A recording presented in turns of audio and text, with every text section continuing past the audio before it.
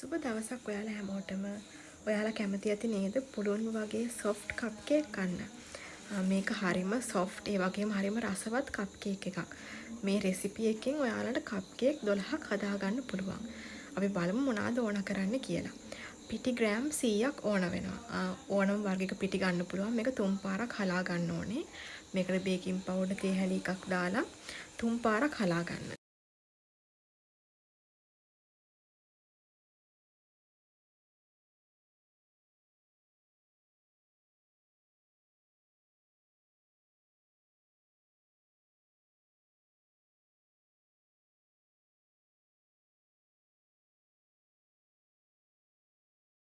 සීනි ග්‍රෑම් 100ක් ඕන වෙනවා. පොඩි කැට සීනි අරගන්න. ලොකු කැට ගන්නවා නම් කුඩු කරලා අරගන්න.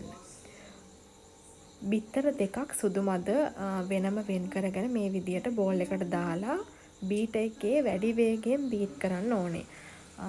ටිකක් පෙන ගතිය එනකම් බීට් කරන්න ඕනේ මේක. හොඳට පෙන ගතිය එන්න බීට් කරන්න වැඩි වෙලාවක් බීට් කරන්න ඕනේ. මේ විදියට පුළුම් වගේ එනකම් බීට් කරන්න ඕනේ මේක. මේ වගේ පදමක් ආවට පස්සේ සීනි පොඩ්ඩක් එකතු කරලා මේක බීට් කරන්න තියෙන්නේ. සීනි ටික පොඩ එකතු කරලා වැඩි වේගෙන්ම බීට් කරන්න ඕනේ.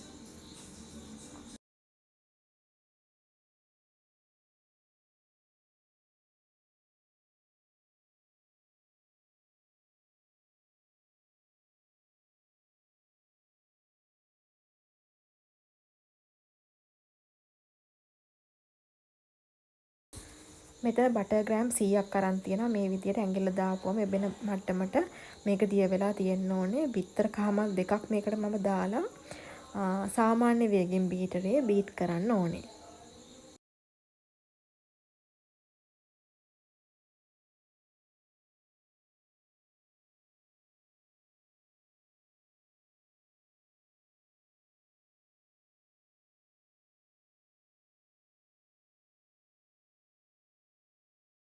වැනිලා තේ හැලි එකක් එකතු කරන්න මේකට.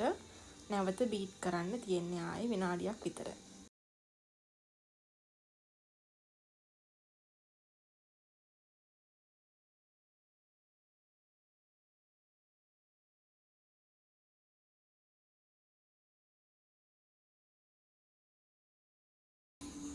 ඊට පස්සේ අපි මේ බීට් කරගත්ත බිත්තර සුදු මද මිශ්‍රණයට බීට් කරගත්ත බටර් මිශ්‍රණය දාලා බීටරේ සාමාන්‍ය වේගයෙන්, ඒ කියන්නේ අඩුම වේගයෙන් බීට් කරන්න ඕනේ. වටේ තියෙන සීනි ටික හොඳට දිය වෙනකන් මේක බීට් කරන්න ඕනේ. සම්පූර්ණයෙන්ම දිය වෙලා යනකන් තමයි බීට් කරන්න ඕනේ.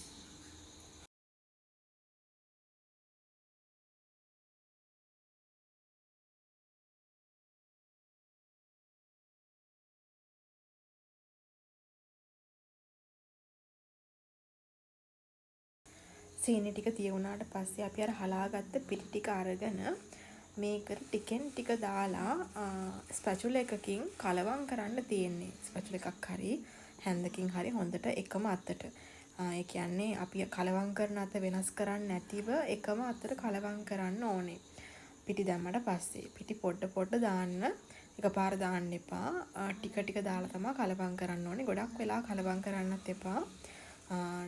පිටි ටික දිය වෙනකන් කියන්නේ බැටර් එකට මිශ්‍ර වෙනකන් තමයි කලවම් කරගන්න ඕනේ. මේ වගේ කප් කේක් ට්‍රේ එකක් අරන් කප් කේක් ලයිනර්ස් ටික තියාගන්න. මේ කප් කේක් 12 ට්‍රේ එකක්. මේකට අපිට බැටර් එක අපි හදාගත්ත බැටර් එක හැන්දකින් පුරවන්න පුළුවන්. එහෙම නැත්නම් ඔයාලට පුළුවන් පයිපින් බෑග් එකකට දාලත් පුරවන්න. අපි කප් කේක් ලයිනර් එකේ සම්පූර්ණයෙන් පුරවන්නේ 4න් 3ක් තමයි පුරවන්න ඕනේ මේක. සම්පූර්ණයෙන් පිරෙන්න දෙන්න එපා මේ වගේ ප්‍රමාණයට. අපි මේක බේක් කරන්න ඕනේ විනාඩි 10ක් ප්‍රීහීට් කරගත් oven එකක උෂ්ණත්වය අංශක 150 හෝ 160 උෂ්ණත්වය යටතේ විනාඩි 20ක් 25ක කාලයක් බේක් කරගන්න මේක. මේ වගේ රන්වන් පාටක් එනකම් මේක බේක් කරගන්න ඕනේ. ඉතින් ඔයාලත් මේ රෙසිපි එක try කරලා බලන්න. මට කමෙන්ට් එකක් දාන්න ඔයාලට කොහොමද ආවේ කියලා. මගේ වීඩියෝ එක දැනුම්වට ගොඩක් ස්තුතියි ඔයාලට. අපි අලුත් රෙසිපි එකකින් නැවත හමු වෙමු.